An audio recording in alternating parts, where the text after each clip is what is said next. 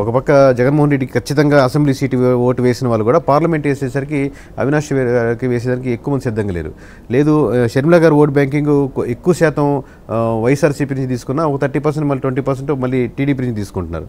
So కొంతమంది వైఎస్ఆర్సీపీకి assembly వేసి మళ్ళీ కొంతమంది టీడీపీకి ఓట్లు వేసే ఉన్నారు. సో మిక్స్డ్ కాంబినేషన్ క్రిటికల్గా ఉన్న నియోజకవర్గం పార్లమెంట్ ఏదైనా ఉందంటే ప్రస్తుతానికి మొత్తం రాష్ట్ర వ్యాప్తంగా అది కరప్ట్ పార్లమెంట్ సార్.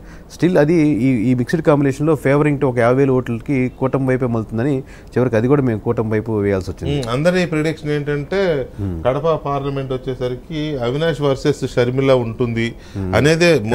అది వైసీపీ నమ్ముతోంది, ఒక రకంగా టీడీపీ కూడా నమ్ముతోంది, బీజేపీ కూడా నమ్ముతుంది, షర్మిల గారు కూడా అదే అనుకుంటున్నా. ఐదే గెలుస్తా లేకపోతే సెకండ్ నేను అన్నట్టుగా ఉన్నారు. ఐదే గెలుస్తారు, అది ఆప్షన్ నేను యాక్సెప్ట్ చేస్తాను. But core TDP vote banking ఎలా ఉంటుందో అలాగే ఉంది సార్.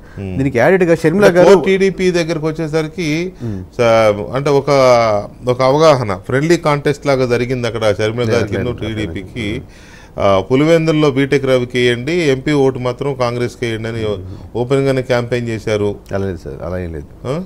కోర్ ఓట్ బ్యాంకింగ్ టీడీపీకి అలాగే ఉంటుంది. ఇంకా షర్మిల గారు తీసుకునే మెజారిటీ 70% పైన ఓట్ బ్యాంకింగ్ వైఎస్ఆర్సీపీ నుంచి తీసుకుంటుంటారు.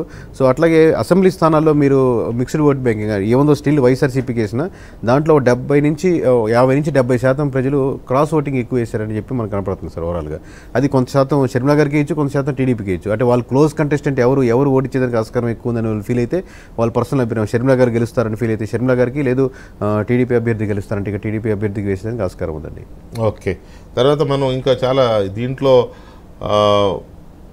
160 స్థానాలకు సంబంధించి లిస్టు కూడా చెప్పేశారు. ఆయనేమో 139 అసెంబ్లీ స్థానాల జాబితా కూడా ఇచ్చారు. 25 పార్లమెంట్ స్థానాలని కేకే గారు చెప్తున్నారు. ఇది ఎలా సాధ్యమవుతోంది? దీనివల్ల వైసీపీకి ఎంత నష్టం జరగబోతోంది? ఇది నిజంగానే జరిగితే వైసీపీ దీన్ని ఎలా రిసీవ్ చేసుకుంటుంది? అండ్ ఏ వర్గాలు ఎక్కువగా షిఫ్ట్ అయ్యారు, ఏ వర్గాలు వైసీపీ నుంచి కూటమి వైపు షిఫ్ట్ అయ్యారు అనేది చాలా ఇంపార్టెంట్ ఇక్కడ. ఉదాహరణకి క్రిస్టియన్ ఓటు బ్యాంక్. ఈ క్రిస్టియన్ ఓటు బ్యాంకు దూరం అయితేనే ఇంత నష్టం జరిగి ఉంటుంది వైసీపీకి. ఈ ఓటు బ్యాంకు కూటమి వైపు వెళ్ళిందా, షర్మిల గారు తీసుకున్న